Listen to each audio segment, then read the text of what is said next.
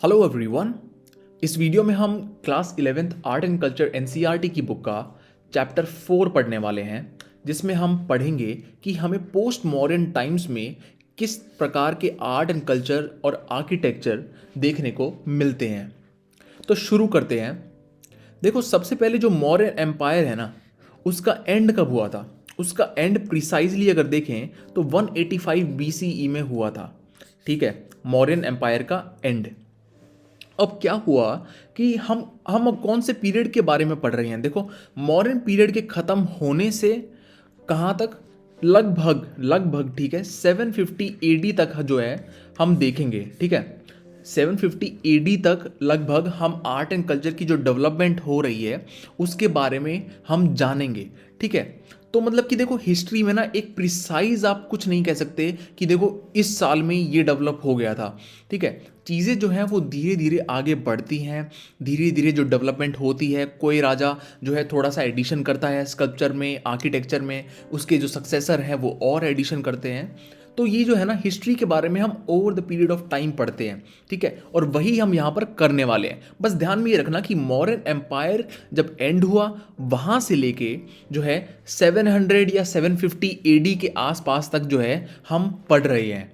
ठीक है, तो अब क्या हुआ कि जैसे मॉडर्न एम्पायर एंड हुआ, ठीक है, तो उसको सक्सीड करने के लिए काफ़ी सारी डायनेस्टीज आई।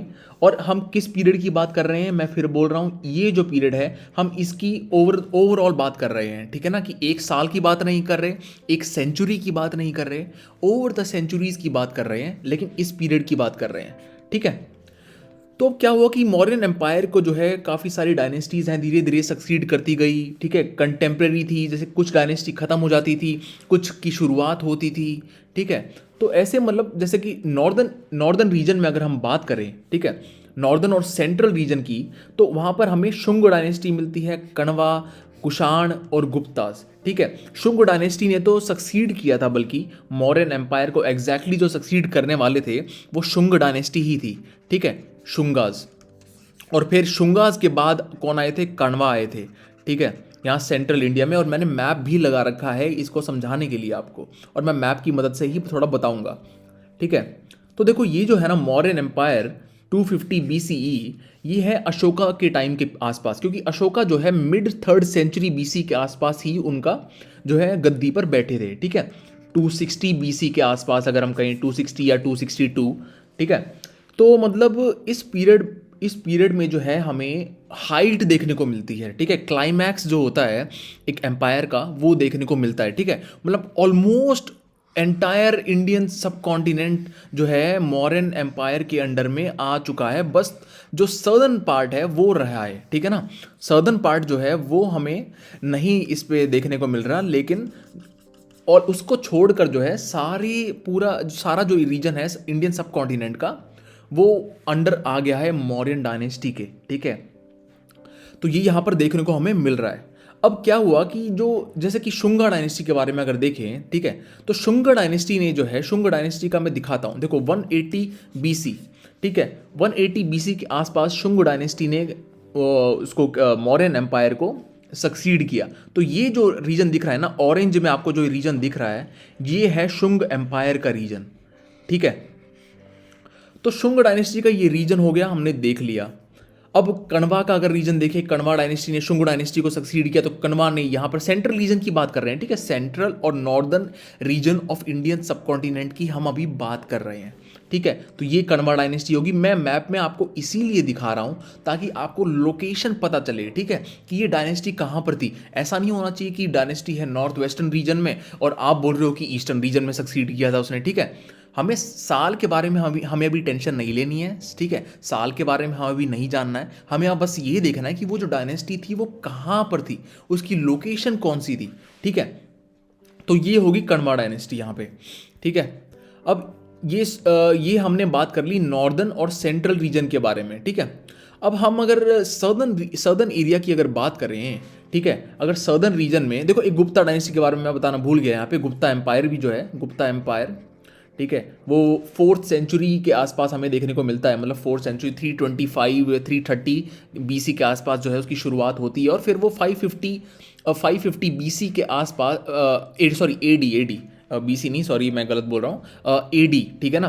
320 या 330 BC AD के आसपास जो है गुप्ता एम्पायर आता है, ठीक है, इंडियन सब कॉन्टिनेंट में हमें देखने को मिलता है। और फिर वो 550 AD तक जो है उसका मतलब चलन होता है, मतलब 550 AD तक आते आते वो फिर ख़त्म हो जाता है, ठीक है। तो ये गुप्ता एम्पायर मैंने यहाँ पर दिखा दिया, ठीक है। इसको मैं थोड़ा ब्लू से ऐसे लाइन सी मार देता हूँ ताकि आपको समझ आ जाए, ठीक है। ये गुप्ता एम्पायर है, ठीक है। तो ये हो गया नॉर्दर्न और सेंट्रल रीजन के, गुप्ता एम्पायर हो गया, कण्वा डायनेस्टी हो गया, ठीक है, शुंग हो गया। गुप्ता एम्पायर जो है वो काफ़ी बाद में आए थे, ठीक है ना, कण्वा डायनेस्टी से काफ़ी बाद में आए थे, मतलब गुप्ता एम्पायर वॉज आफ्टर, ठीक है, आफ्टर द कण्वा डायनेस्टी, मतलब उनके टाइम के बाद में। लेकिन हम यहाँ पे देखो, हम ना यहाँ पे साल की बात नहीं कर रहे बेसिकली, ठीक है। हमें कंफ्यूज नहीं होना कि कौन से साल में आया था, क्योंकि बहुत सारी डायनेस्टी आती रही जाती रही, ठीक है। किसी ने किसी को कैप्चर कर लिया, किसी ने किसी को ख़त्म कर दिया, शुरुआत हुई, तो ऐसे ना उसमें कन्फ्यूजन हो जाएगा। हमें बस लोकेशन देखनी थी, वो मैंने आपको बता दी है। अब सदर्न रीजन में अगर देखें तो सदर्न रीजन में भी काफ़ी सारी डायनेस्टीज हमें देखने को मिलती हैं, ठीक है, like more than the northern region. Satavahana, ठीक है, नाम सुना होगा आपने, ठीक है, गौतमी पुत्र श्री सत्कारणी, जो दक्षिण पथ भी कहते थे सतवाहना को। आपने, अगर आपको याद हो, मैंने क्लास 6 की हिस्ट्री में पढ़ा रखा है इस बात को, ठीक है, और अच्छे से पढ़ाया है, ठीक है। उनकी माता जी जो थी गौतमी बालाश्री, ठीक है, इंस्क्रिप्शन मिली थी अगर याद हो, उसकी वजह से हमें पता चला था। तो सतवाहन डायनेस्टी हो गया, इक्ष्वाकु हो गया, ठीक है, ये आंध्रा के एरिया में, यहाँ पर आंध्रा रीजन में हमें इक्ष्वाकु देखने को मिलते हैं, ठीक है ना। और इसके बाद में वाकाटका, अभीरस, इनके बारे में भी मैप में मैंने दिखा रखा है। सदर्न वेस्टर्न इंडिया में बेसिकली मिलते हैं, सदर्न रीजन और वेस्टर्न रीजन में, इनके बारे में दिखा देता हूँ यहाँ पर मैं। देखो ये जो है ना, ठीक है, ये है सतवाहन एम्पायर, पूरा जो दिख रहा है सतवाहन एम्पायर, काफ़ी बड़ा एम्पायर था बेसिकली। और जब ये ख़त्म हुआ तो फिर पल्लवा का दबदबा यहाँ पर आ गया, ठीक है, पल्लवा इस रीजन में थे, लेकिन अभी पल्लवा की बात नहीं कर रहे हम।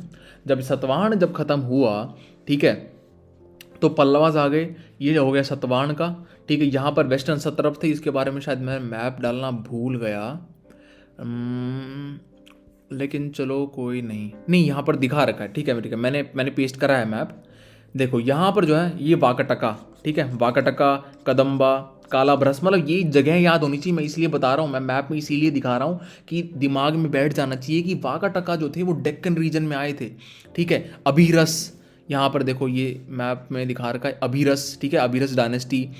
यहाँ पर कदम्बा, कालाभ्रस, मतलब चोला चेरा पांड्या जो थे, जब हमने बात कर रही है, अगर आपको याद हो 300 BC के आसपास जो है चोला चेरा पांड्या हमें देखने को मिलते हैं। तो जैसे कि चोला चेरा पांड्या का जो टाइम है ख़त्म हुआ, ठीक है, तो कृष्ण एरा के आते आते जो है उसके थोड़ी देर बाद में, जो जैसे चोला चेरा पांड्या का दबदबा खत्म हुआ, तो कालाभ्रस ने जो है पूरा तमिल रीजन को अपने अंडर में ले लिया, ठीक है ना। चोला चेरा और पांड्या जो है हमें दो टाइम पे देखने को मिलते हैं बेसिकली, थोड़ा मैं बताऊं तो। एक तो 300 BC के आसपास, ठीक है, और फिर वो आते हैं बाद में, मतलब कि AD में आते हैं, जब वो 1000, ठीक है, 1000 AD के आसपास जो है हमें चोलास देखने को मिलते हैं, राजा राजेंद्र, ठीक है, राजा राजा वन और उनका बेटा जो है, मतलब ये जो है डायनेस्टीज दो बार आती हैं, कहने का मतलब, ठीक है, कंफ्यूज नहीं होना। एक पहले आती है BC में और एक आती है बाद में, ठीक है। BC में 300 BC के आसपास संगम लिटरेचर याद होगा, ठीक है। और एक आती है 1000 AD के आसपास, जो राजा राजेंद्र और चोला जो भी वो बनाते हैं, ठीक है, वो टेम्पल बनाते हैं, जो गंगाई कोंडा चोलापुरम वगैरह, जो उनकी उसके बारे में हम बात करेंगे, ठीक है। अगर मैं अब बताने लग गया तो काफ़ी लंबा हो जाएगा ये वीडियो, क्योंकि चैप्टर भी काफ़ी लंबा है और मैं इसको 3 पार्ट में आपको समझाने वाला हूँ, ठीक है। तो ये हमने डायनेस्टीज के बारे में देख लिया, ठीक है, सदर्न और वेस्टर्न रीजन में। अब आगे क्या हुआ कि ये जो टाइम पीरियड था, इसमें हमें ब्राह्मणिकल कुछ सेक्ट भी देखने को मिलते हैं, उनका राइज देखने को मिलता है, ठीक है, जो है वैष्णवास और शैवास। अब ये इतने ज़्यादा डेवलप नहीं हुए हैं, लेकिन राइज हो रहा है इनका, धीरे धीरे इनका राइज होते हुए हमें दिखाई दे रहा है, ठीक है। और 300 या 400 AD तक, जो 300 या 400 AD तक आते आते हम जो देखते हैं कि टेम्पल्स भी जो है बनने लग गए हैं, ठीक है। भगवान शिव और भगवान कृष्ण की, भगवान विष्णु की जो है उनकी पूजा होने लग गई है, माता दुर्गा की पूजा होने लग गई है, टेम्पल्स बनने लग गए हैं, ठीक है ना। मतलब हमने चालुक्यास में हमने देखा था चालुक्याज ऑफ आईहोल में हमने दुर्गा माता का जो मंदिर है वहाँ पर उनके डायनेस्टी के टाइम पर हमने बना हुआ देखा था। क्लास 6 में मैंने पढ़ा रखी है ये चीज़, ठीक है। क्लास 6 में पिक्चर भी है उसकी हिस्ट्री की बुक में, ठीक है। तो आई होप कि आपने वो वीडियोस देख रखे हैं, ठीक है ना। मैं थोड़ा याद दिलाते जा रहा हूँ रास्ते में, लेकिन उसमें हम नहीं जाएंगे अभी, ठीक है। हम चैप्टर पे स्टिक करेंगे अभी। तो बेसिकली अब स्कल्पचर की अगर बात करें, इस टाइम पे जो स्कल्पचर हैं वो काफ़ी सारी जगह पर हमें देखने को मिले हैं। कुछ फेमस जगह जो हैं वो यहाँ पर बता रखी हैं, जैसे कि विदिशा, ठीक है। Vidisha is near to Sanchi, ठीक है। मतलब 9-10 किलोमीटर जो है डिस्टेंस है विदिशा और सांची के बीच में। तो सांची स्तूप के बारे में आपने सुना होगा, ठीक है। पिछले चैप्टर में भी मैंने बताया है सांची स्तूप काफ़ी फेमस है, ठीक है।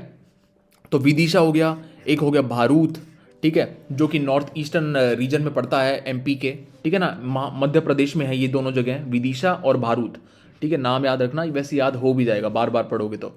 बोध गया बिहार में सुना होगा, बोध गया के पास में जो है हमें लोमा ऋषि केव जो है वो देखने को मिलती हैं बाराबार हिल्स में, ठीक है। याद होगा, मैं फिर से याद दिला रहा हूँ, मतलब रास्ते में जाते जाते ऐसे ही, ठीक है।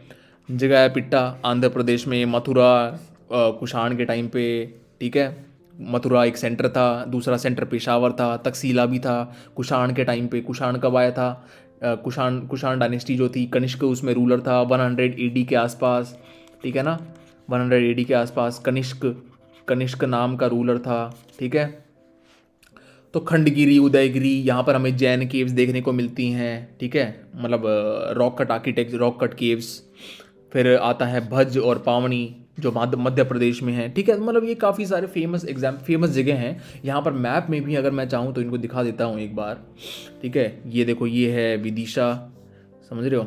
यहाँ पर जो है, यहाँ पर शायद भारूद दिखा नहीं रखा, लेकिन मैं थोड़ा सा यहाँ पर मार्क करता हूँ, नॉर्थ ईस्टर्न रीजन में है, ठीक है ना।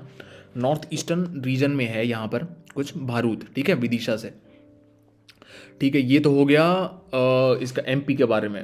अब अलग अलग जगह जैसे कि यहाँ पे महाराष्ट्र में भी है, ठीक है। और इसके बाद में यहाँ पे मथुरा भी है यूपी में। अगर यहाँ पर देखो आप, सेंट्रल यहाँ पर नॉर्थ से साउथ में जब हम जाते हैं, ठीक है, तो यहाँ मथुरा भी है। देखो ये मार्क भी कर रखा है, बल्कि मार्क भी कर रखा है, सॉरी ये रहा मथुरा, ठीक है। तो मतलब कि ऐसे जो है ना, ये फेमस कुछ जगह बता रखी हैं। आप अब मैप में देख लेना, ठीक है। मैं एक एक चीज़ मतलब पॉइंट आउट नहीं करूँगा यहाँ पर बस, लेकिन मैंने टेक्स्ट में आपको समझा दिया है। अब चलो बात करते हैं, देखो यहाँ पर ना कि जो इवोल्यूशन है, बेसिकली क्या बात कर रखी है चैप्टर में कि इवोल्यूशन जो है आर्ट एंड कल्चर का, वो स्टेजेस में हुआ है, ठीक है। पहली स्टेज जिसमें थोड़ा सा मतलब थोड़ी डेवलपमेंट हुई ज़्यादा, मतलब जो आर्किटेक्चर जो था, जो स्कल्प्टर जो थे उनको ज़्यादा नॉलेज नहीं थी, ठीक है, डिज़ाइन में वो थोड़ा सा मतलब उसके बारे में बता रखा है। फिर जैसे टाइम बढ़ा वैसे डेवलपमेंट होती गई, ठीक है। तो उसके बारे में अब यहाँ पर हम बात करते हैं, ठीक है। पहले बात कर रखी है भारूद की।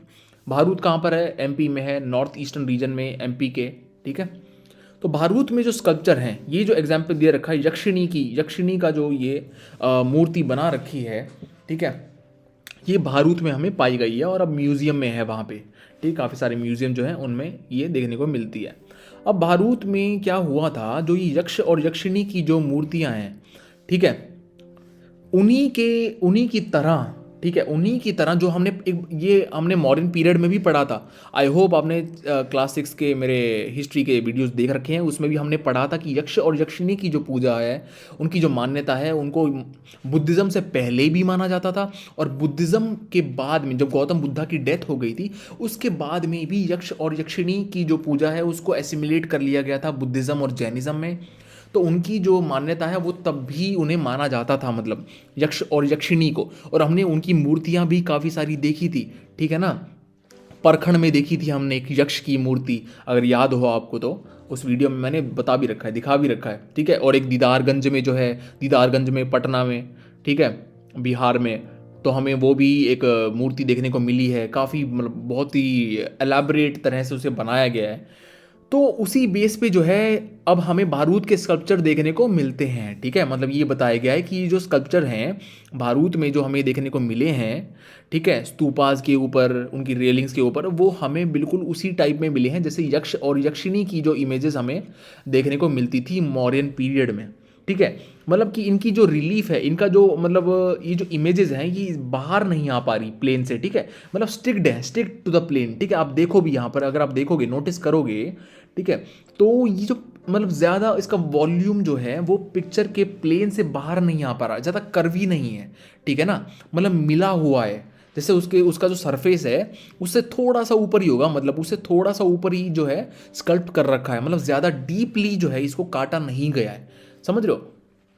तो यही जो चीज़ है हमें देखने को मिलती है भारूद के स्कल्पचर्स में, समझ रहे हो, कि ये जो है ये पहली स्टेज की बारे में हम बात कर रहे हैं, जो स्कल्पचर के इवोल्यूशन जो है उसका पहली स्टेज है ये, ठीक है।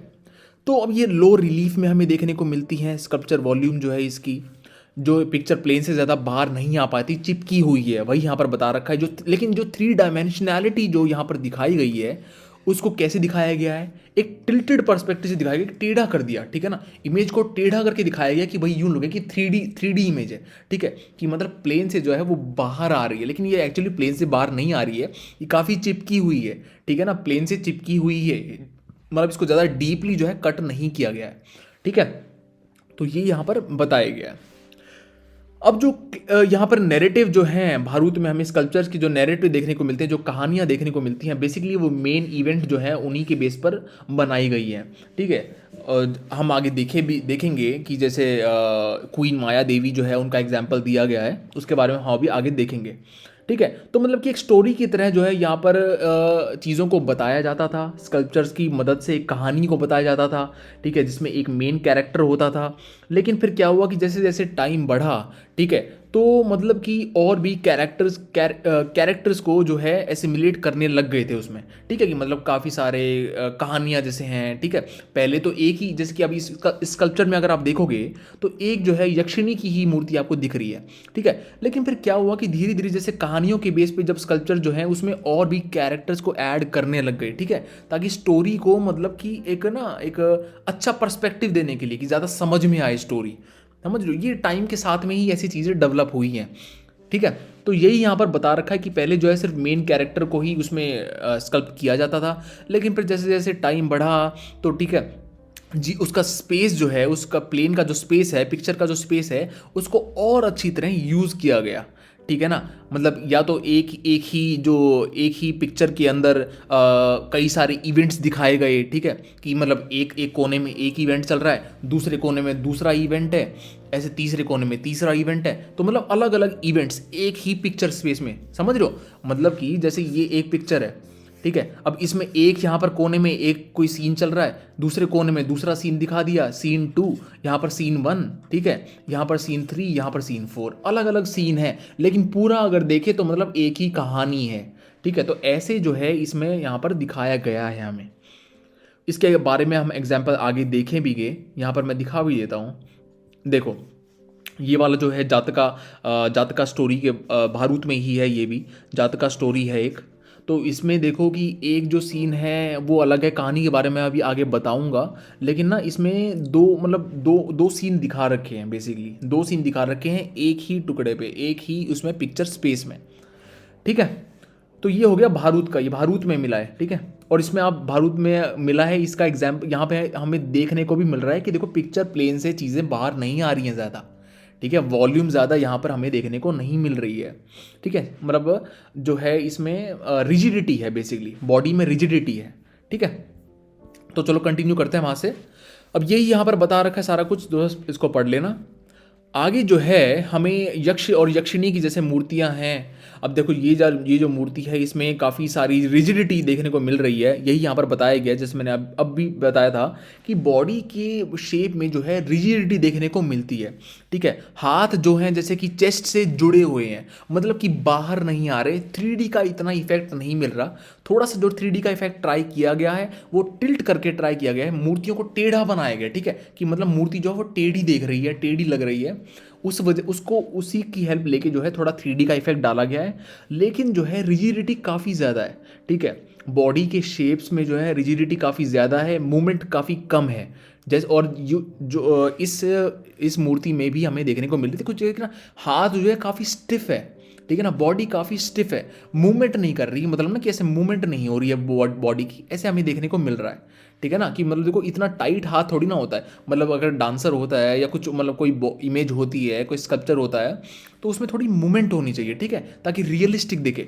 वो चीज़ हमें यहाँ पर देखने को नहीं मिल रही है और वही यहाँ पर बताई गई है, ठीक है। तो ये भारूद का एग्जाम्पल है, ठीक है, हम भारूद की बात कर रहे हैं अभी। तो यही है, यहाँ पर नेचुरल प्रोजेक्शन नहीं देखने को मिल रहा है, बस चेस्ट जो है उनको स्टिक कर दिया गया है, ठीक है। तो ये जो चीज़ें हैं ये कैसे डेवलप हुई, ये धीरे धीरे जो है हमें पता चला कि भाई उनको स्कल्प्टर को पता चला कि यार मतलब ना ऐसे कि 3D का इफेक्ट ज़्यादा अच्छा नहीं आ पा रहा है। तो उन्होंने फिर धीरे धीरे क्या किया कि उसे मॉडिफाई किया, जो हम सेकेंड स्टेज में देखेंगे, ठीक है। तो यही सब कुछ यहाँ पर बताया गया है बेसिकली, कि ऑकवर्ड पोजीशन थी, फीट की, हैंड्स की, स्टिक करे गए हैं चेस्ट से, ज़्यादा प्रोजेक्शन नहीं मिल पा रहा है, ठीक है ना, कि मतलब शैलो कार्विंग है, जैसे मैंने अभी बताया कि ज़्यादा बाहर नहीं आ पा रही है पिक्चर प्लेन से। और यही बेसिकली यही सब कुछ यहाँ पर बताया गया है। और इसके जो एग्जाम्पल हैं, एग्जाम्पल कहाँ कहाँ पर हमें देखने को मिले हैं इसी टाइप के, एक तो भारूत में हमने देख लिया अभी, ठीक है ना, ये भारूत में। और कहाँ पर मिले हैं हमें, बोध गया में, सांची स्तूप 2, मतलब सांची स्तूप एक तो 1 है जो फेमस वाला सांची स्तूप है, ठीक है, जिसके बारे में हम बात करेंगे सेकंड स्टेज पे। लेकिन सांची स्तूप 2 जो है उसमें हमें देखने को मिला है कि, और जगाया पिट्टा जो आंध्र में है, ठीक है, आंध्र प्रदेश में।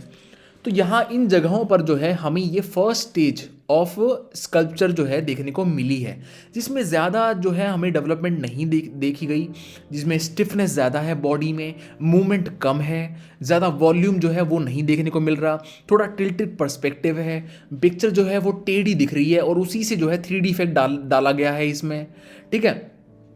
तो यही सब जो है यहाँ पर कैरेक्टरिस्टिक्स बताई गई है। अब इसका एग्जाम्पल देख लेते हैं, ठीक है। देखो यहाँ पर एक और भारूद का स्कल्पचर में जो है हमें एग्जाम्पल दिया गया है कि ये जो स्कल्पचर है इसमें क्वीन माया देवी, जो गौतम बुद्धा की जो माता जी थी, उनका एग्जाम्पल दिया गया है कि वो लेटी हुई हैं यहाँ पर, ठीक है, वो यहाँ पर लेटी हुई हैं। और यहाँ पर एक जो हाथी है, ठीक है, वो उनकी वूम की तरफ, यानी गौतम बुद्धा जो हैं क्वीन माया देवी के वूम के अंदर हैं, ठीक है, उनके पेट में है अभी।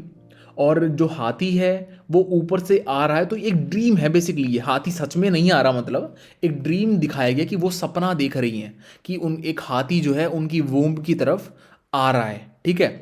तो देखो कि मतलब किस तरह से जो है एक चीज़ को यहाँ पर दर्शाया गया है, ठीक है। ये क्वीन माया देवी यहाँ पर लेटी हुई हैं, ये उनकी सेविका हैं जो उनकी दासी हैं, जो उनकी सेवा करने के लिए, ठीक है। तो ऐसे जो है ना, मतलब स्कल्पचर हमें देखने को मिले हैं। आप इसको बस ध्यान से देखना और थोड़ा सा ना एनालाइज करना कि देखो किस तरह से जो है इमेजेस बनाई हुई हैं यहाँ पर, ठीक है। बेसिकली हमने सारा देख लिया है, यही यहाँ पर दिखा रखा है, क्वीन माया देवी की स्टोरी है, हाथी उनके वोम की तरफ आ रहा है। तो एक नरेशन है बेसिकली, एक कहानी की तरह जो है एक ड्रीम को दिखाया गया है। और एक ये जो जिसके बारे में हमने अभी थोड़ी देर पहले देखा था, रूरू जातका का एग्जाम्पल है, जिसमें कि एक जो डियर है, ठीक है, ये जो एक डियर है बेसिकली, ये डियर इस आदमी को जो है बचाता है, ठीक है, जो एक डियर है इस आदमी को बचाता है बेसिकली, और अपनी बैग के ऊपर इसे लेके जाता है, इसे रेस्क्यू करता है। और जो ये आदमी है ये इसे प्रॉमिस करता है कि मैं तुम्हारी जो आइडेंटिटी है मैं डिस्क्लोज नहीं करूँगा, ठीक है। ये बोधिसत्वा होता है बेसिकली। बोधिसत्वा कौन लोग होते हैं, इनके बारे में मैंने क्लास 6 में भी बता रखा है। बोधिसत्वा वो लोग होते हैं जो कि फॉलोअर होते हैं बुद्धिज़्म के, जिन्हें एनलाइटनमेंट मिल चुकी होती है, ठीक है। लेकिन वो क्या होता है कि वो ना एनलाइटनमेंट की तरफ ना जाके, ठीक है, मतलब वो संसार में लोगों की मदद करना चाहते हैं, ठीक है। मतलब एनलाइटनमेंट उन लोगों को मिल चुकी होती है, लेकिन वो सांसारिक दुनिया में रह के कंपैशन का पाथ फॉलो करते हैं और लोगों की मदद करते हैं, ठीक है। तो बोधिसत्वा लोग जो थे, मतलब बोधिसत्वा मतलब थे इस डियर के अंदर जो है, उन बोधिसत्वा ने इस डियर का रूप ले रखा था। और वो कहते हैं कि भाई मेरी आइडेंटिटी को डिस्क्लोज मत करना, इस आदमी को कहते हैं। लेकिन क्या होता है कि जो राजा होता है ना, जो ये बाण चला रहा है, ये एक प्राइज रख देता है, प्राइज मनी रख देता है कि भाई इस डियर की आइडेंटिटी मुझको डिस्क्लोज करो, मैं तुम्हें पैसे दूंगा। तो ये जो बंदा है ये धोखा दे देता है बोधिसत्वा को, ठीक है, और इसकी आइडेंटिटी डिस्क्लोज कर देता है। और फिर जो ये राजा है इस डियर को मार देता है, मतलब इस बोधिसत्वा को मार देता है। तो ये जो है ना एक स्टोरी है, ठीक है। ये एक जो है रूरू जातका की एक स्टोरी है ये, ठीक है, बोधिसत्वा डियर के बारे में। Not so important from the exam point of view, लेकिन मेरा काम है कि आपको सारी चीज़ें बताना, कुछ चीज़ मिस ना करना, तो इसीलिए मैंने ये यहाँ पे बता दी। ये कहानी बता रखी है सारी, ठीक है। तो इसको आप पढ़ सकते हो। अब यही यहाँ पर बता रखा है कहानी के बारे में कि वो कैसे हॉस्टाइल हो गया और फिर उसको मार दिया, मतलब किंग ने मार दिया बोधिसत्वा को। तो ऐसी जो जातका स्टोरीज थी बेसिकली ये हमें स्तूपा के ऊपर मिलती हैं, ठीक है, स्तूपा की रेलिंग के ऊपर, उसकी वेदिका के ऊपर, यहाँ पे जो बाहर ये वेदिका है इसके बारे में हम अभी डिस्कस करेंगे। स्तूपा का स्ट्रक्चर वैसे मैंने डिस्कस कर भी रखा है क्लास 6 के हिस्ट्री में, हमने देखा भी है, लेकिन फिर से डिस्कस कर लेंगे यहाँ पे। ओके, तो अब आगे बढ़ते हैं। देखो एक बात है कि जो ये फर्स्ट और सेकंड सेंचुरी बीसी में हमें एक चीज़ ना कॉमन मिलती है देखने को, हर एक स्कल्पचर में मोस्टली हमें देखने को ये मिलेगी कि जो हेडगियर होता है, जो सर के ऊपर एक बन सा होता है ना, जैसे कि ठीक है कोई पर्सन है, ठीक है, और उसके ऊपर जो सर के ऊपर उसके बालों का जो बन है, ठीक है ना, कि वो जो है हमें काफ़ी ज़्यादा देखने को मिलता है, मतलब ठीक है स्कल्पचर्स में मोस्टली हमें ये देखने को मिलता है फर्स्ट और सेकेंड सेंचुरीज बीसी में। समझ आ रही है बात? अब आगे चलते हैं नेक्स्ट टॉपिक पे और बात करते हैं जो स्तूपा स्ट्रक्चर हमें मिला है सांची में उसके बारे में। देखो हम ये जो स्टेज हम बात कर रहे हैं ना, ये दूसरी स्टेज है, ठीक है ना, ये सेकंड स्टेज है डेवलपमेंट की। हमने एक स्टेज के बारे में बात कर ली जो भारूत में जैसे स्कल्पचर हमें मिले और उसके ही जैसे स्कल्पचर जो जगाया पिट्टा हो गया या फिर और जो जगह हैं, ठीक है, उन जगहों पर हमें जैसे कि सांची स्तूप 2 के बारे में हमने अभी बात करी थी, तो उस वैसे जो स्कल्पचर हैं उनमें सिमिलैरिटी देखने को मिली थी हमें। अब हम बात करेंगे सेकंड स्टेज की, सेकंड स्टेज ऑफ इवोल्यूशन, जहाँ पर जो स्कल्पचर में हमें और भी ज़्यादा बढ़ावा देखने को मिला है। तो देखो यहाँ पर एक अच्छा एग्जाम्पल दे रखा है सांची स्तूप 1, ठीक है, ये सांची स्तूप 1 का जो है डायग्राम बना रखा है और इसके बारे में मैंने क्लास 6 में भी डिस्कस किया था। तो यहाँ पर हम देखते हैं, पहले थोड़ा सा मैं समझा देता हूँ कि देखो ये ऊपर जो आपको दिख रहा है ना स्क्वायर सा, ठीक है, ये स्क्वायर रीजन जो दिख रहा है इसको बोलते हैं हर्मिका। अब क्या होता है कि इसके बीच में जो है ना एक स्ट्रक्चर सा हमें देखने को मिलता है, ठीक है, छत्र जैसा या छतरी बोल सकते हो इसको आप। तो ये जो चीज़ होती है ना, इसे छतरी बोल लो या छत्र बोल लो, एक ही बात है। तो इसको जो है सेंटर में प्लेस किया जाता है हर्मिका के, ठीक है। ये हम स्तूपा के बारे में बात कर रहे हैं, जो सांची स्तूप 1 है उसके आर्किटेक्चर के बारे में बात कर रहे हैं। देखो ये जो सांची स्तूप 1 था ना, ये एक सेंचुरी में नहीं बना, ये ओवर द सेंचुरी बना है, ठीक है, कि पहले थोड़ा सा इसमें माउंड सा था बस, और इसके बारे में मैंने अच्छे से मैंने जो है एक्सप्लेन कर भी रखा है लास्ट चैप्टर में, आई थिंक लास्ट चैप्टर है क्लास 6 का, उसमें बहुत अच्छे से एक्सप्लेन किया है मैंने कि इवोल्यूशन जो है हमें कैसे देखने को मिला है। तो उसको आप जाकर देखना एक बार, ठीक है, समझ आ जाएगा। तो स्ट्रक्चर में देखो ये हो गया छतरी हर्मिका, अब ये होता है अंडा, ठीक है। अब अंडा या डोम कह लो इसको, स्तूपा डोम कह लो, ठीक है ना, कर्विकल डोम बोल सकते हो इसको आप। तो इसके ये जो माउंड होता है, ठीक है ना, स्तूपा का मतलब बेसिकली मतलब ही होता है माउंड, ठीक है, माउंड होता है स्तूपा का मतलब। आप इसको लिख भी सकते हो अपने एग्जाम में, मेंस हो गया या फिर और भी कोई सब्जेक्टिव एग्जाम है तो इस माउंड के अंदर ही जो है ना, मतलब रेलिक्स जो होती हैं गौतम बुद्धा की या उनके फॉलोअर्स की, उन्हें दफनाया जाता है, ठीक है।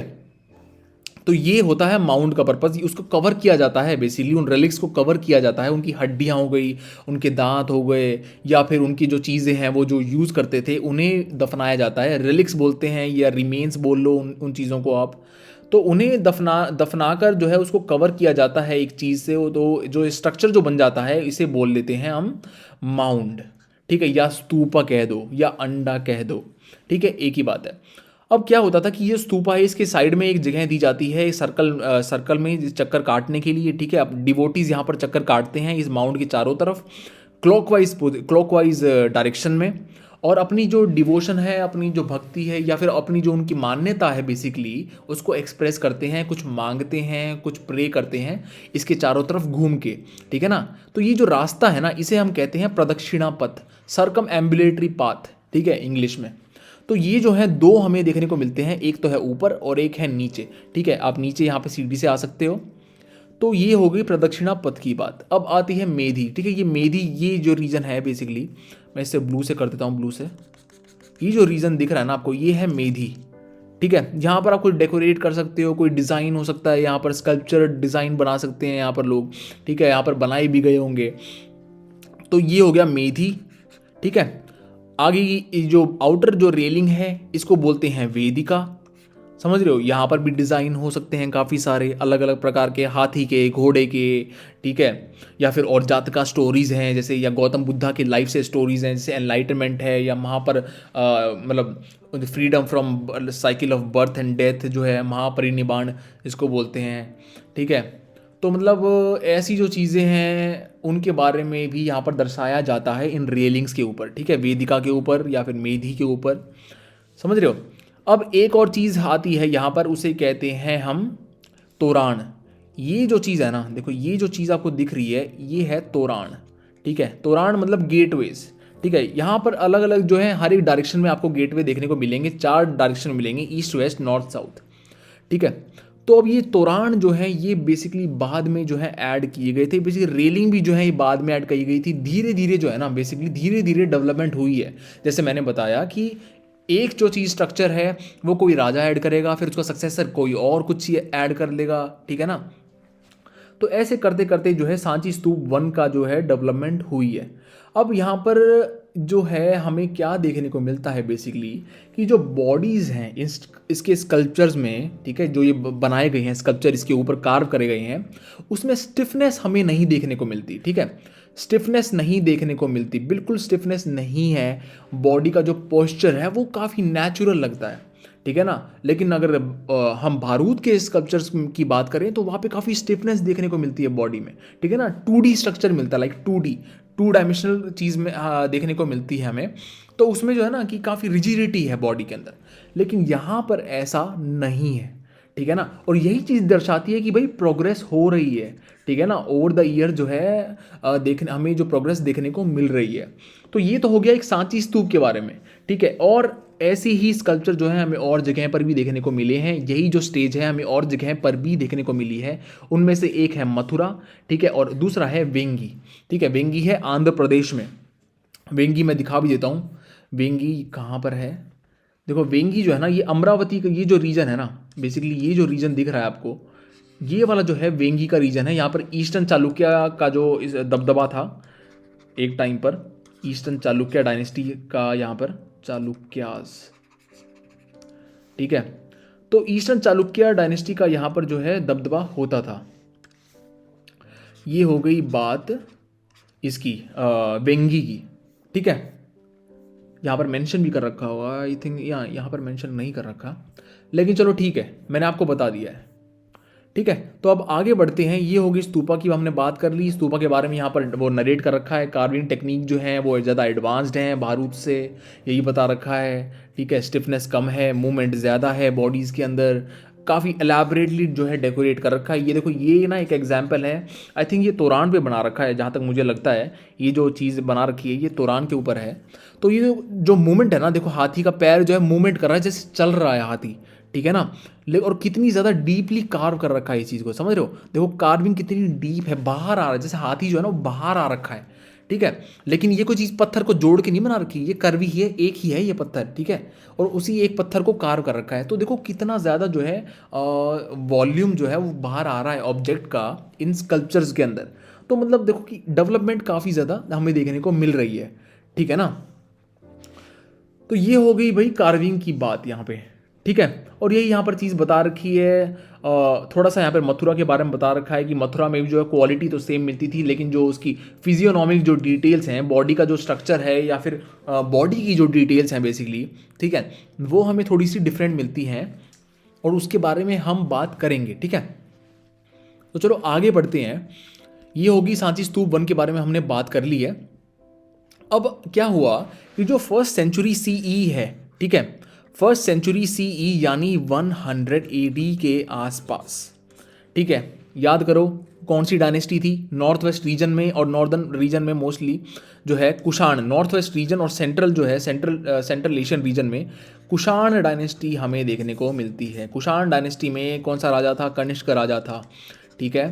कनिष्क राजा था, याद होगा बहुत बार मैं बता भी चुका हूँ इस बात को, अब तक तो याद हो गया होगा यार, रट गया होगा अब तक तो, ठीक है। तो 100 ईडी के आसपास जो है कुषाण डायनेस्टी हमें देखने को मिलती है। कहाँ और कहाँ मिलती है, ये नॉर्थ वेस्ट रीजन में मिलती है। नॉर्थ वेस्ट यहाँ पर मैप में दिखा भी रखा है, मैप में दिखा भी देता हूँ मैं फिर से।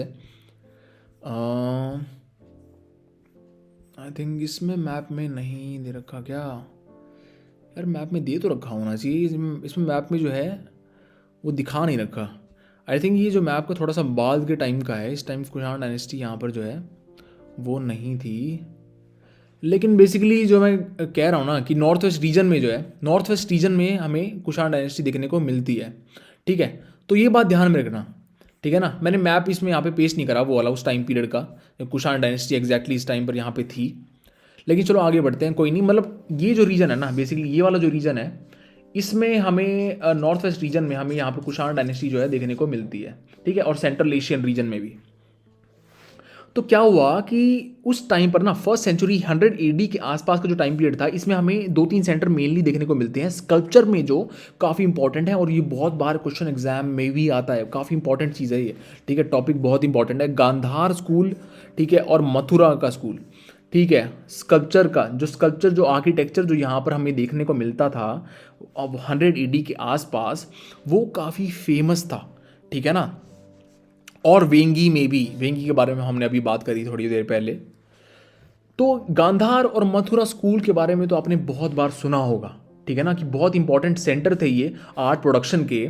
और इस टाइम पर जो कनिष्क रूलर था बेसिकली, ठीक है, गांधार के रीजन जो था वो कनिष्क के अंडर में था। ठीक है, कनिष्क जो कुषाण एम्पायर था, ठीक है, नॉर्थ वेस्ट रीजन में, नॉर्थ वेस्ट इंडियन सब कॉन्टिनेंट में, तो वहाँ पर ही गांधार पड़ता है। ठीक है ना, गांधार का जो रीजन है मॉडर्न डे अफगानिस्तान में, गांधार के आसपास जो है हमें देखने को मिलता है ये वाला जो रीजन। ठीक है, गांधार का रीजन। और महाभारत में भी आपने सुना होगा जो कौरवों की जो माता श्री थी, गांधारी उनका नाम था। ठीक है, गांधारी बोलते थे, तो मतलब ये उन्हीं उसी रीजन से बिलोंग करती थी। ठीक है ना, नॉर्थ वेस्टर्न इंडियन सब कॉन्टिनेंट। तो इस रीजन में जो है आर्ट प्रोडक्शन के बारे में हमें थोड़ा सा बताया गया है कि जो ये गांधार का जो आर्ट था ना, बेसिकली जो इस टाइम पर डेवलप हुआ, उसमें काफ़ी सारे एलिमेंट्स का कॉन्फ्लुएंस था, मिक्सचर था। एक था बैक्ट्रिया जो एक किंगडम था, वो भी सेंट्रल एशियन रीजन के आसपास जो उनका दबदबा था, तो वो उनका एक इन्फ्लुएंस, एक पार्थियन इन्फ्लुएंस, मतलब ये एडजेसेंट थे। कहने का मतलब ये कि जो कुषाण का जो एम्पायर था ना, उसके एडजेसेंट जो है ये एम्पायर हमें देखने को मिले हैं सेंट्रल एशियन रीजन में। बैक्ट्रियन एम्पायर जो है, ठीक है, और पार्थियन एम्पायर, ये एडजेसेंट थे और आसपास थे जो कुषाण एम्पायर है। तो गांधार का जो आर्ट था उसमें हमें बैक्ट्रियन पार्थियन जो कॉन्फ्लुएंस है देखने को मिलता है। और एज वेल एज लोकल जो उनका लोकल जो ट्रेडिशन था गांधार का, वो तो ऑफकोर्स मिलेगा ही मिलेगा। तो ऐसा यहाँ पर बताया गया कि उनका स्कल्पचर का जो ट्रेडिशन था उस रीजन में, गांधार के रीजन में, वो लाइक एक मिक्सचर है, कई सारे स्कल्पचर ट्रेडिशंस का मिक्सचर है। समझ आ रही है ना बात? ठीक है, तो ये यहाँ पर हमें देखने को मिलता है। अब बात करते हैं मथुरा के बारे में। मथुरा भी देखो, हमने अगर क्लास 6 के आपने वीडियोस देखे हैं, मैंने उसमें भी मेंशन किया है। एक तो पेशावर, ठीक है, पेशावर, दूसरा तकसीला, ठीक है, और तीसरा मथुरा। ये इंपॉर्टेंट सेंटर थे। मथुरा तो बल्कि सेकंड कैपिटल बोलते थे मथुरा को, तो कुषाण डायनेस्टी की सेकंड कैपिटल थी मथुरा। ठीक है, और एक बात मैं बता दूं कि कुषाण जो रूलर थे देवर पेट्रन्स, ठीक है, आई थिंक मैंने पहले बताया नहीं है ये शायद, patrons of Buddhism. Patrons of Buddhism तो यानी गौतम बुद्धा की इमेजेस यहाँ पर हमें दबाकर देखने को मिलेंगी, बहुत ज़्यादा क्वांटिटी में देखने को मिलेंगी। ठीक है ना, मथुरा में भी और गांधार में भी। लेकिन स्टाइल जो था वो अलग था। स्टाइल के बारे में हमने बात कर ली, गांधार के बारे में, तो मथुरा के बारे में बात करते हैं। ठीक है, मथुरा के बारे में अगर हम बात करें तो मथुरा का जो ट्रेडिशन था, ठीक है, स्कल्पचरल ट्रेडिशन जो था, लोकल ट्रेडिशन जो था स्कल्पचर्स का, वो इतना ज़्यादा स्ट्रॉन्ग था कि वो पूरे नॉर्दर्न इंडिया में फैल गया। ठीक है ना, अगर कोई भी चीज़ देखो काफ़ी ज़्यादा स्ट्रॉन्ग होती है, काफ़ी अट्रैक्टिव होती है, तो वो और जगहों पर भी स्प्रेड होती है। ठीक है, और इसी का एक अच्छा एग्जाम्पल है संघोल पंजाब में, और जिसका यहाँ पर मूर्ति भी दी गई है। तो ये एक ना मथुरा का ही एक इन्फ्लुएंस यहाँ पर हमें देखने को मिलता है। ठीक है ना, यही यहाँ पर बता रखा है। अब क्या हुआ कि जो बुद्धा की जो इमेज थी, जैसे कि मथुरा जो है वो सेकंड कैपिटल था कुषाण की। ठीक है, अब कुषाण जो थे वो पेट्रन थे बुद्धिज्म के, तो गौतम बुद्धा की इमेजेस तो बहुत मिलेंगी। अब लेकिन जो गौतम बुद्धा की इमेज मथुरा में मिलती है, वो यक्ष और यक्षिणी की जो इमेज होती थी पहले, उन्हीं की तरह है, बनाई गई है। ठीक है, उन्हीं का जो कैरेक्टरिस्टिक है उन्हीं इमेजेस की, वो इसी में सिमिलर है, मतलब इन्हीं में जो है वो डाली गई है। ठीक है ना, like out of the blue cheese नहीं है मतलब।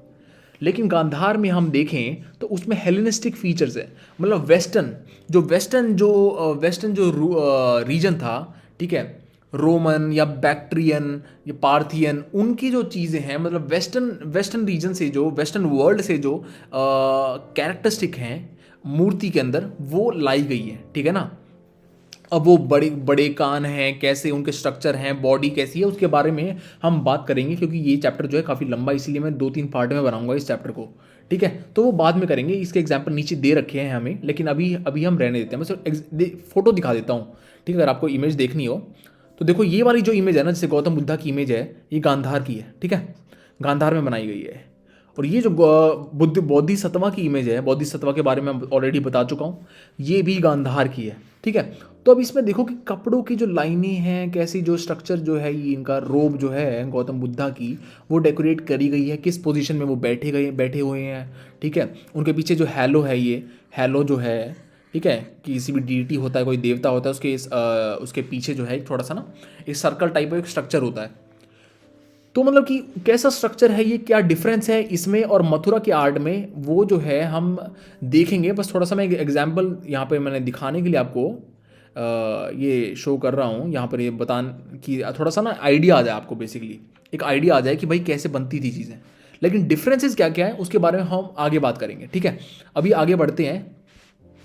तो क्या हुआ कि जो मथुरा था, ठीक है, मथुरा था, वो बेसिकली सिर्फ बुद्धिज़्म के लिए ही फेमस नहीं था, और भी स्कल्पचर्स वहाँ पे अलग अलग प्रकार के मिलते थे। जैसे हिंदुज़म के जो स्कल्पचर हैं, वैष्णवा और शैवा, क्योंकि देखो वैष्णवा और शैवा जो ये फेथ थी, ये फर्स्ट या सेकंड सेंचुरी BCE से, ठीक है, फर्स्ट सेकंड सेंचुरी BCE से ही हमें देखने को मिल रही हैं, डेवलप हो रही हैं। तो इनकी भी काफ़ी सारी इमेज हमें यहाँ पर मिलती हैं मथुरा में, ठीक है। इनको इनके वेपन से बेसिकली डिनोट किया जाता है। इनके वेपन से जो भगवान शिव हैं उनका त्रिशूल है, ठीक है, त्रिशूल वेपन है उनका।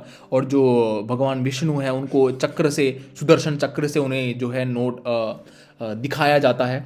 तो जो उनके वेपन्स हैं, आयुध, ठीक है, उनके युद्ध से या फिर उनके वेपन्स जो होते हैं उनसे उन्हें शो करा गया है मथुरा में, ठीक है ना। तो ये चीज़ यहाँ पर बताई गई है, ठीक है, कि मतलब और भी फेथ के स्कल्पचर वहाँ पर बनते थे, ठीक है, और जैना के भी बनते थे, जैनास के भी स्कल्पचर बनते थे। हमें जैना तीर्थंकारा के काफ़ी सारे स्कल्पचर मिले हैं। और कनिष्क रूलर जो था कुषाण का, उसका एक हेडलेस स्कल्पचर भी हमें देखने को मिला है, ठीक है। तो मथुरा मतलब was famous not only for the Buddhism but also for Jainism and Hinduism as well. लेकिन जो सबसे ज़्यादा क्वांटिटी में हमें देखने को मिली है इमेजेस, वो हैं गौतम बुद्धा की और बुद्धिज्म से रिलेटेड, ठीक है। तो ये हमने बात कर ली मथुरा के स्कल्पचर ट्रेडिशन की। अब वहाँ पर कैसी कैसी इमेजेस मिलती थी उसके बारे में हमने भी देखा था कि राउंड इमेजेस मिलती हैं बेसिकली, जो काफ़ी फ्लैशियर थी, लेकिन थोड़ा सा उनमें जो है फ्लैश वो कम होने लग गया जैसे जैसे सेंचुरीज आगे बढ़ी। 4th सेंचुरी या फिर जो है लेट 4th सेंचुरी और 6th सेंचुरी तक आते आते जो है कपड़ा जो उनके शरीर पर होता था वो काफ़ी जो है अब बॉडी में एसिमुलेट कर लिया गया उसको, ठीक है। अब इसके बारे में एग्जाम्पल मैं दिखा देता हूँ, फोटो में दिखा देता हूँ, नहीं तो समझ नहीं आएगा कि कैसे जो है वो कपड़े को बिल्कुल स्किन से टच करा जाने लगा। काफ़ी लंबा चैप्टर है ये, मतलब। तो देखो ये जो है ना, ये वाली जो इमेज है ये मथुरा में है, ठीक है। गौतम बुद्धा की इमेज जो ये मथुरा में दिखाई गई है, देखो कैसे यहाँ पर बॉडी से टच करा जा रहा है, ठीक है ना। कपड़े में मतलब आप डिफरेंस नहीं बता सकते कि कपड़ा कहाँ पर ख़त्म हो रहा है और कहाँ पर जो है उनका शरीर है, ठीक है ना। मैच मतलब मिक्स हो गया है, ठीक है ना। तो यही बात बताई गई है जैसे जैसे कि 4th सेंचुरी आई, ठीक है, या फिर 5th सेंचुरी CE, ठीक है, AD की बात कर रहे हैं हम।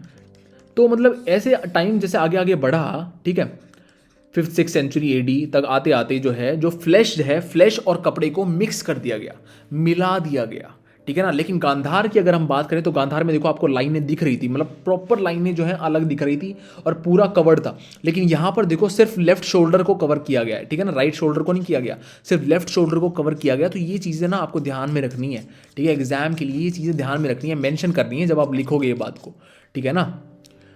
तो ये थोड़ा सा डिफरेंस है गांधार और मथुरा आर्ट के बीच में, लेकिन इसको काफ़ी डीप में आगे भी डिस्कस करेंगे। बस थोड़ा सा मैं एक्सप्लेन करने के लिए यहाँ पर दिखा रहा हूँ आपको, ठीक है, थोड़ा सा आइडिया आ जाए आपको।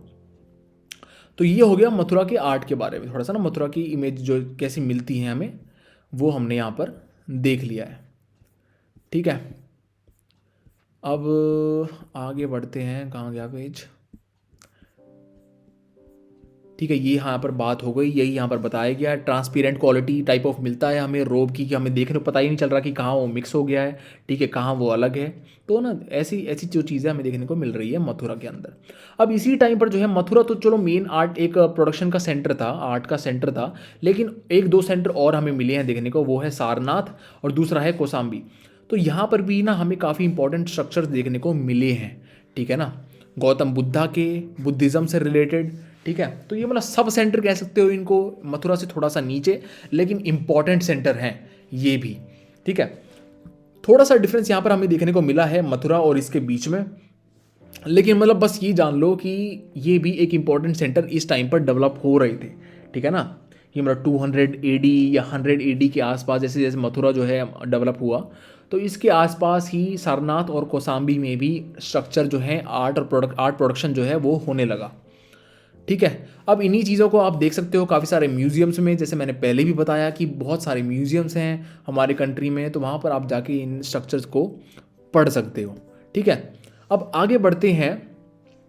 इंपॉर्टेंट स्तूपा साइट्स अगर हम बात करें outside the Gangetic valley, Gangetic valley में तो देखो जो ना कि हमें डिस्कस कर लिया, बिहार में काफ़ी सारे हैं, ठीक है, जगह बोध गया, रामग्रामा, ठीक है, वैशाली हो गया, ठीक है, और भी काफ़ी सारी जगह हैं, यूपी में भी हैं। लेकिन गैंगटिक वैली जो है, ये गंगा वैली जो है, इससे बाहर भी कोई जगह है क्या इंपॉर्टेंट स्तूपा साइट्स हैं? हाँ हैं, इससे बाहर भी हैं।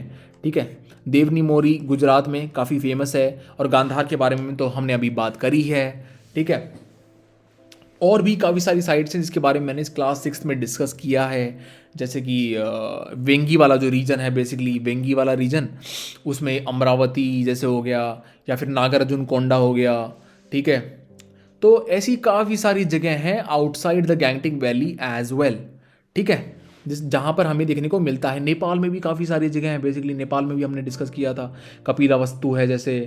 ठीक है, तो ये हो गई बात स्तूपा साइट्स की आउटसाइड द गैंगटिक वैली। ठीक है ना, लेकिन क्या हुआ कि बस यहाँ पर यही बताया गया कि जैसे जैसे टाइम आगे बढ़ा ना, वैसे जैसे जो है मूर्तियाँ जो है उनमें फ्लैश जो है कम होने लगा, पतली होने लगी मूर्तियाँ। ठीक है ना, और जो एस्थेटिक सेंस जो है ना, एस्थेटिक जो सेंसिबिलिटी है जो कैसी होती थी, उनमें यही कॉमन चीज़ पाई गई है। ज़्यादा डिफरेंस नहीं हुआ, कोई वेरिएशन ज़्यादा नहीं आई, बस यही था कि ट्रांसपेरेंट जो है ना, ट्रांसपेरेंट क्लोथिंग जो है हमें देखने को मिलती है जैसे जैसे सदियाँ आगे बढ़ती हैं। बस यही चीज़ हमें देखने को मिली है, पतली पतले थोड़ी मूर्तियाँ पतली होती गई, और जो कपड़ा था वो शरीर से जो है मिलता गया। ठीक है ना, शरीर और जो कपड़ा है उसको मतलब जोड़ते गए स्कल्पचर के अंदर। यही यहाँ पर हमें देखने को मिलता है जैसे जैसे टाइम आगे बढ़ा। ठीक है, तो अब थोड़ा सा बात करते हैं Buddhist monuments in southern India. देखो साउथ इंडिया में भी हमने, अब जैसे मैंने बताया था कि वेंगी वाला जो रीजन है वहाँ पे काफ़ी सारे स्ट्रक्चर है, नागार्जुन कोंडा मैंने बताया अभी आपको। ठीक है, जगायापिट्टा के बारे में हमने बात करी थी कि ये इसका स्टेज 1 यहाँ पर इवोल्यूशन जो है देखने को मिला था हमें। ठीक है ना, अमरावती बहुत फेमस है, काफ़ी फेमस है, भट्टी प्रोल्लू, गोली, ये काफ़ी फेमस जगह हैं, बेसिकली आपको याद रखनी है मतलब। ठीक है, कहने का मतलब ये है कि थोड़ा सा याद रखना, दिमाग में रखना कि हाँ भाई ऐसे ऐसे जगह हैं सदर्न इंडिया में। ठीक है, तो ये कहाँ पर पड़ती हैं? ये बेसिकली ये ना आंध्र वाले रीजन है, ये जो रीजन है ना आंध्र वाला, यहाँ पर है। ठीक है, ऑलमोस्ट सारी जगह जो कृष्णा रिवर है, कृष्णा यहाँ से आती है, गोदावरी यहाँ से आती है। कृष्णा और गोदावरी का जो ये वो है ना, क्या बोलते हैं, मैं रेड से कर देता हूँ उसको, ये जो रीजन है ना, डेल्टा रीजन जो है कृष्णा और गोदावरी के बीच का, ये बहुत मेन रीजन है। ठीक है ना, यहाँ पर काफ़ी सारी साइट आपको मिलेंगी। ठीक है, और अमरावती यहीं पर है। ठीक है ना, और अमरावती के बारे में काफ़ी सारा यहाँ पर डिस्कस करा गया है। और Amaravati is famous for a Mahachaitya. अब चैत्य क्या होता है? चैत्य क्या होता है, काफ़ी बार मैं बता भी चुका हूँ। चैत्य क्या होता है? चैत्य होता है जहाँ पर मॉन्क्स जो हैं वो प्रेयर करते हैं अपनी।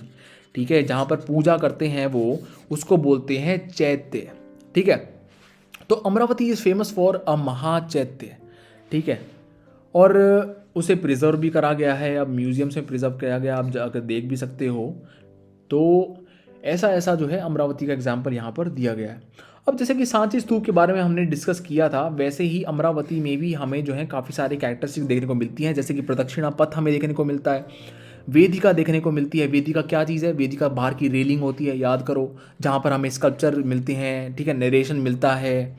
ठीक है, स्तूपा का जो डोमिकल स्ट्रक्चर है जिसको अंडा कहते हैं उसको कवर करा गया है। किससे कवर किया गया है कि स्लैब्स हैं, स्कल्पचरल स्लैब्स हैं, ठीक है ना, उनसे कवर किया गया है। और उसको दिखा भी देता हूँ, देखो ये ऐसी स्लैब्स हैं, ठीक है ना, ड्रम स्लैब बोलते हैं इनको कि मतलब क्योंकि ना डोमिकल जो स्ट्रक्चर होता है बेसिकली वो राउंड होता है, ठीक है ना, मतलब सिलेंड्री का टाइप होता है नीचे, ठीक है। तो उसको जो कवर करने के लिए जिन स्लैब को यूज़ किया गया है उनको कहते हैं स्तूपा ड्रम स्लैब। अब स्तूपा ड्रम स्लैब जो है वही जो आपकी ओल्ड एनसीईआरटी अगर आपने देखी हो एंशिएंट हिस्ट्री की, उसके ऊपर भी लगाया गया है इस फोटो को। तो ये हमें देखने को मिलता है, कहाँ मिलता है, अमरावती में मिलता है, ठीक है ना। तो ये अमरावती का जो स्तूपा था ना, बेसिकली हमें एविडेंस मिला तो है कि ये 3rd सेंचुरी बीसी के आसपास मतलब थोड़ी सी कंस्ट्रक्शन हुई थी, लेकिन इसकी बेस्ट डेवलपमेंट अगर हमें देखें तो वो हुई थी 1st और 2nd सेंचुरी के आसपास, यानी जो है कुषाण का जो पीरियड था उस टाइम पर ही मतलब जो है हमें यहाँ पर डेवलपमेंट देखने को मिल रही है, ठीक है ना। अमरावती के स्तूपा के बारे में बात कर रहे हैं अभी हम, और भी बात करेंगे, नागार्जुन कोंडा के बारे में बात करेंगे, ठीक है, और भी बात करेंगे अभी हम, लेकिन अभी जो है बात हो रही है अमरावती के स्तूपा के बारे में। तो अमरावती के स्तूपा में क्या था, देखो इमेज से हम बात करते हैं, ठीक है, इमेज से डिस्कस करते हैं कि देखो जैसे इमेजेस जो दिख रही है ना, कितनी घुमावदार हैं, कितने सारे बेंड हैं, ठीक है ना। त्रिभंग पोजीशन बोलते हैं, मतलब इसको 3 बेंड जहां पर होती हैं, ठीक है, 3 बेंड अगर शरीर में जैसे हम देखने को मिलते हैं, ऐसे ऐसे ऐसे, ठीक है। तो मतलब ये त्रिभंग पोजीशन इसको बोलते हैं कि शरीर में काफ़ी सारे बेंड हैं, ठीक है ना। जैसे कि ये देखो यहाँ पर यहाँ पर यहाँ पर यहाँ पर, ऐसा मतलब ना कि बेंड काफ़ी सारे देखने को मिलते हैं अमरावती के स्तूपा में, काफ़ी ज़्यादा मूवमेंट है और बहुत ही अच्छे तरह से जो है इमेज को मतलब जो पिक्टोरल स्पेस है उसको कवर किया गया है, कोई भी जगह छोड़ी नहीं गई, मूवमेंट काफ़ी ज़्यादा हो रही है यहाँ पर, ठीक है। और शुरुआत की अगर बात करें, शुरू में तो देखो यहाँ पर जो है इमेजेस गौतम बुद्धा की नहीं मिलती थी शुरू में तो, लेकिन क्या हुआ कि फिर जैसे कि 100 एडी के आसपास का टाइम आया, 100-200 एडी के आसपास का टाइम आया, तो हमें पता है कि महायान, ठीक है, महायान बुद्धिज़्म जो है, महायान बुद्धिज़्म का जो है डेवलपमेंट हुई थी, जिसमें जो है गौतम बुद्धा की पिक्चर्स बनाई जाने लगी, उन्हें पिक्चर के रूप में उनकी पूजा करी जाने लगी। लेकिन पहले जो क्या होता था, पहले उनके चरण की कोई फोटो है, कोई इमेज स्कल्पचर है, या फिर लोटस है, या फिर पीपल का पेड़ है, ठीक है, उसी को एज अ सिंबल मान के जो है गौतम बुद्धा की प्रेयर करी जाती थी। लेकिन महायान बुद्धिज़्म जो 100-200 एडी के आसपास आया था, उसमें गौतम बुद्धा की जो इमेज है उसको बनाया जाने लगा, ठीक है। और यही हमने देखा, मथुरा में भी देखा, हमने इमेज देखी थी, गांधार में भी हमने इमेज देखी थी, ठीक है, अभी थोड़ी देर पहले। तो आई होप आपको बात समझ में आ रही है। अब यहाँ पर जो है ना, यहाँ पे फ्लेक्सिबिलिटी देखो, इमेज कितनी फ्लेक्सिबल है यहाँ पर, ठीक है, मूवमेंट दिख रही है, ठीक है ना। तो ये जो चीज़ें हैं हमें अमरावती के स्तूपा में देखने को मिलती हैं, ठीक है ना, इसमें यहाँ पर और यहाँ पर देख लो, ठीक है। तो ये हो गई बात अमरावती के स्तूपा के बारे में।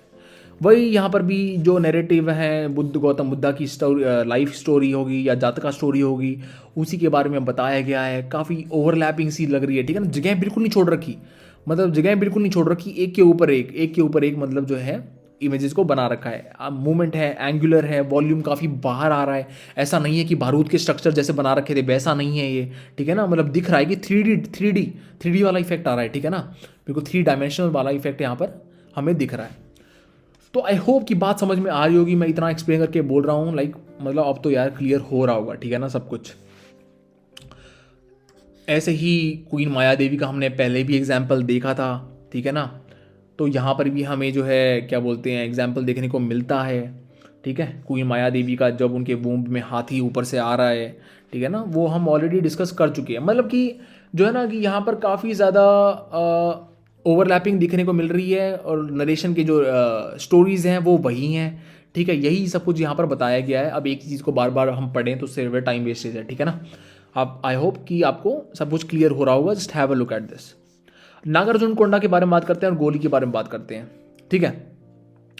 अब नागार्जुन कोंडा में जो हमें क्या देखने को मिलता है कि जो थोड़ा सा जो वॉल्यूम है ना वो कम मिलता है अमरावती के स्कल्पचर से, ठीक है। एग्जाम्पल देख लो, यहाँ पर ये दे रखा है, ये जो इमेज दिख रही है ना यहाँ पर, ये नागार्जुन कोंडा की है। देखो अब कितना इतना इसमें इतना ज़्यादा नहीं मिल रहा, ठीक है ना, इतना ज़्यादा इसमें देखने को नहीं मिल रही हमें वॉल्यूम जो है, जितना हमें अमरावती के स्कल्पचर में मिल रही थी, ठीक है ना, उतनी ज़्यादा नहीं मिल रही। लेकिन फिर भी जो है काफ़ी अच्छा काम यहाँ पर किया गया है, मतलब 3D का इफेक्ट जो है हमें फिर भी देखने को मिल रहा है यहाँ पर, ठीक है। तो यही यहाँ पर बताया गया है की जो सरफेस है वो थोड़ा सा तो कम है, लेकिन फिर भी वो काफ़ी मतलब रियलिस्टिक है, ठीक है ना। फिर भी हमें जो है यहाँ पर काफ़ी अच्छी तरह मैनेज किया गया है, इस पैनल में हमें दिख भी रहा है। तो ये हो गया भाई नागार्जुनकोंडा की बात। अब क्या हमें इंडिपेंडेंट इमेज भी मिलती हैं, ये तो ग्रुप में होगी, क्या हमें इंडिपेंडेंट इमेज भी मिलती है गौतम बुद्धा की देखने को? हाँ मिलती है, अमरावती में, नागार्जुनकोंडा में, गुंटापल्ली में काफ़ी ज़्यादा इमेज मिलती है। और गुंटापल्ली में जो एलुरु के पास है, एलुरु अब कहाँ पर है? एलुरु में जो कृष्णा का और गोदावरी का जो बेसिन है, ये डेल्टा वाला बेसिन है, या मतलब डेल्टा रीजन है, यहीं पर एलुरु है, ठीक है।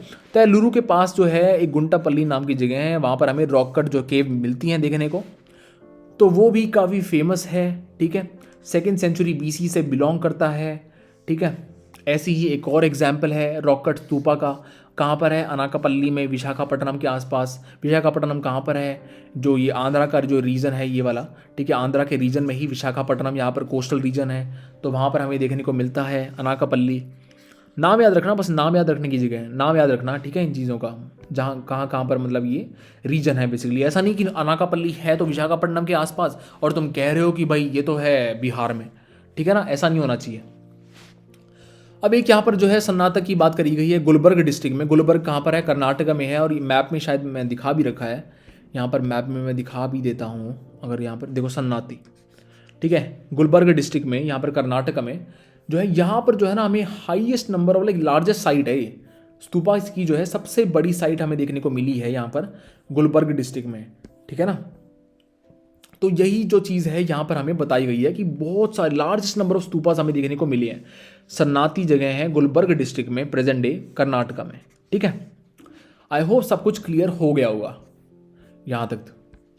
अब ये तो हो गई भाई रॉक कट स्तूपा के बारे में बात करी हमने, गुंटापल्ली की बात कर ली हमने, अनाकापल्ली की बात कर ली हमने, ठीक है ना, और हमने नागार्जुनकोंडा की बात करी। ये तो हो गई चलो रॉक कट स्तूपास के बारे में हमने यहाँ पर बात करी है, ठीक है। गुंटापल्ली, अनाकापल्ली और अमरावती हो गया, नागार्जुनकोंडा हो गया, ठीक है। यहाँ पर सन्नाटी जो है, सन्नाटी गुलबर्ग डिस्ट्रिक्ट में, उसके बारे में हमने देख लिया, ठीक है। लेकिन क्या हमें जो चैत्य और विहार हैं, जो स्तूपा हैं, वो स्ट्रक्चरल भी मिले हैं, मतलब ईंट पत्थर के भी मिले हैं क्या कहीं पे? हाँ, ईंट पत्थर के हमें एविडेंस तो मिले हैं कि ईंट पत्थर के चैत्य और विहार होते तो थे, लेकिन जो है वो मतलब डायलैपिडेटेड कंडीशन में है, डिस्ट्रॉयड है, मतलब एविडेंस तो मिला है लेकिन वो अब ना मतलब कि ऐसी कंडीशन में नहीं है कि हम उन्हें कह सकें कि हाँ भाई ये सर्वाइव करा है इन्होंने, ठीक है ना। टूटी फूटी कंडीशन में है, टूट चुके हैं काफ़ी। और उसका एक अच्छा एग्जाम्पल जो है वो है टेम्पल 18, ठीक है ना। टेम्पल 18 कहाँ पर है? ये सांची में है ये, ठीक है। तो यहाँ पर जो है हमें एक चैत्य का एग्जाम्पल देखने को मिलता है। चैत्य स्ट्रक्चर है, चैत्य वही होता है, क्या होता है? चैत्य जहाँ पर प्रेयर करते हैं मॉन्क्स, वो होते हैं स्ट्रक्चर। तो ऐसी जो चीज़ें, ऐसी मतलब एविडेंस जो है थोड़े बहुत हमें मिले हैं, लेकिन सर्वाइव नहीं कर पाई ये चीज़ें, ठीक है ना, क्योंकि देखो ईंट पत्थर की चीज़ें हैं, समझ रहे हो। अब ईंट पत्थर जो है किसी चीज़ से जोड़ा जाता होगा, अब जिसे जोड़ते हैं मतलब इतना ज़्यादा स्ट्रॉन्ग नहीं होता एज कंपेयर टू अ हिल, ठीक है, अ पहाड़, ठीक है, मतलब कि जो नेचुरल चीज़ है, ठीक है, वो इंट्रिंसिकली काफ़ी ज़्यादा स्ट्रॉन्ग होती है, इसलिए जो है ये चीज़ें इतनी ज़्यादा सर्वाइव नहीं कर पाई हैं, ठीक है। तो यही यहाँ पर बताया गया है। ऐसे ही गुंटापल्ली में भी हमें देखने को मिला है, गुंटापल्ली के बारे में हमने अभी बात करी थी, ठीक है ना, एलुरु के पास में, एलुरु कहाँ पर? यहाँ पे कृष्णा गोदावरी के डेल्टा रीजन में। तो गुंटापल्ली में भी हमने ऐसे ही थोड़े स्ट्रक्चर जो टेम्पल हैं देखने को मिल रहे हैं, लेकिन वो ना एविडेंस ही मिला है, कोई ज़्यादा मतलब सर्वाइव नहीं कर पाए हैं। तो क्या हुआ कि बुद्धा के साथ साथ में जो है हमें क्या देखने को मिलता है अब इस पीरियड में, कि बोधिसत्वा की जो इमेज है ना, बोधिसत्वा की, जैसे गांधार में भी हमने देखा था, ये गांधार में जो इमेज राइट साइड में दिख रही है ये बोधिसत्वा की इमेज है। तो इस पीरियड में हमें क्या देखने को मिलता है कि बोधिसत्वा की इमेजेस जो हैं वो भी बनने लग जाती हैं। अब बोधिसत्वा कौन होते थे? जो लोग जिन्हें एनलाइटमेंट मिल चुकी है, लेकिन वो यहाँ पर दुनिया में रह के सांसारिक कंपैशन, एज अ कंपैशन जो है उनमें भावना होती है, और संसार के बेनिफिट के लिए वो यहाँ पर रहते हैं और लोगों को गाइड करते हैं, ठीक है, रादर देन कि अपने मुक्ति ले लेना, और ठीक है, मतलब मुक्ति लेकर जो है चले जाना सांसारिक दुनिया से, जो है मतलब संन्यास ले लेना, उसको नहीं फॉलो करते। लाइक वो संसार में रहकर बेनिफिट के लिए काम करते हैं लोगों के, तो उन्हें कहते हैं बोधिसत्वा। अवलोकितेश्वर, पद्मपानी, वज्रपानी, अमिताभ, मैत्रेय बुद्धा, ये सारे जो हैं बोधिसत्वा के एग्जाम्पल हैं, ठीक है ना, इन्हें याद रखना। तो ठीक है, अब ये हो गई बोधिसत्वा की बात। अब ऐसे ही जो है जैसे वज्रयान जो है, जैसे महायान है एक बुद्धिज़्म का एक एक ट्रेंड, ऐसे ही वज्रयान भी एक ट्रेंड है बुद्धिज़्म का। तो इसमें क्या होता था कि बोधिसत्वा की जो इमेज है उसे ही बनाया जाता था, जैसे कि हमने अभी बात करी। ये वज्रयान में होता था, वज्रयान ट्रेंड में हमें ये देखने को मिला है कि बोधिसत्वा की जो इमेजेस हैं वो एक कैरेक्टरिस्टिक को, एक प्रिंसिपल को, बुद्धिज़्म के प्रिंसिपल को डिनोट करने के लिए बनाई जाने लगी, उसको सिंबलाइज करने के लिए बनाई जाने लगी। ठीक है, कि मतलब ऑनेस्टी को डिनोट करने के लिए किसी बोधिसत्वा की इमेज जो है वो बनाई गई। ठीक है ना, ताकि मतलब लोगों को समझाया जा सके, लोगों को गाइड करा जा सके, उनके बेनिफिट के लिए जो है मतलब बोधिसत्वा की इमेजेस को भी बनाया जाने लगा इस पीरियड में। ठीक है, तो आई होप कि बात समझ में आ रही होगी। यहाँ तक अभी इतना ही करेंगे, अब वीडियो काफ़ी लंबा हो गया है। जो आगे का पार्ट है वो और एक दो पार्ट में मैं समझाऊंगा। ठीक है, तो इस वीडियो के लिए इतना ही। आई होप कि आपको सब कुछ समझ आ गया होगा। बहुत क्लैरिटी से और बहुत डीपली मैंने समझाया है, एक एक चीज़ को समझाया है। लेकिन अभी अगर आपको कोई भी डाउट लगे, कहीं पर भी थोड़ा सा भी डाउट लगे, then you can ask me in the comment section below, और मैं उसके लिए भी एक नया वीडियो ज़रूर बनाऊंगा। ठीक है, तो तब अगले वीडियो में मिलेंगे। तब तक के लिए study well, take care, bye bye, Jai Hind.